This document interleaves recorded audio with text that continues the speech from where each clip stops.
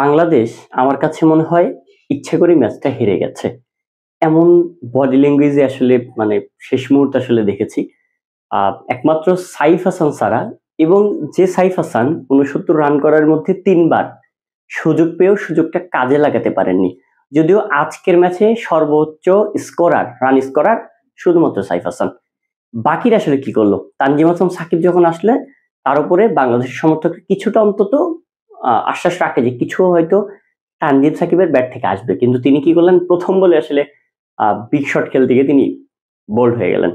তো আসলে যে বাংলাদেশের যে ব্যাটিং বিপর্যয় এটা নিয়ে বারবার কথা হলেও বাংলাদেশ দলের ব্যাটিং বিপর্যয় আসলেই এটা এবং এটা সত্য, এটা বাস্তব। এটা মেনে নিতে হবে কারণ বাংলাদেশ দলের ব্যাটিং ক্যাপাবিলিটি এরকমই।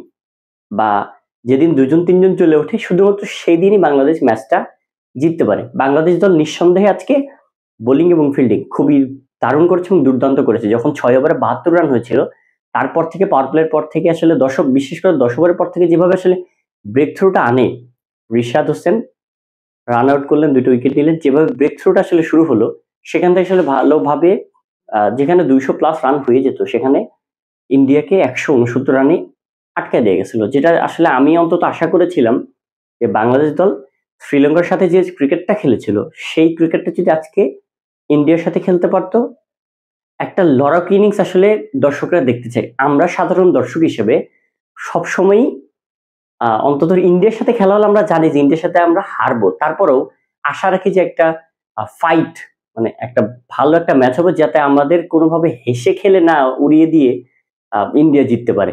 আজকেও কিন্তু সেই জিনিসটা ইন্ডিয়া করছে এবং আপনি সূর্যকুমার যাদবের সেলিব্রেশন দেখেছেন কিনা লাস্ট ওভারে যখন ক্যাচ মিস করলো, তখন এরকম একটা কাটিং এর একটা চিহ্ন দেখে। আসলে এটা কি ২ বার জিতলো নাকি কোনোভাবে বাংলাদেশকে ছোট করেছে তা আমি জানি না। এটা আপনারা ব্যাখ্যা করতে পারবেন।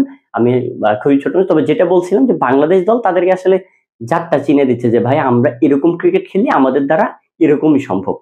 মানে এমন একটা অবস্থা যখন আসলে দায়িত্ব নিয়ে খেলা দরকার তখন আসলে কেউ দায়িত্ব নিয়ে খেলতে পারেনি একমাত্র সাইফ হাসান ছাড়া।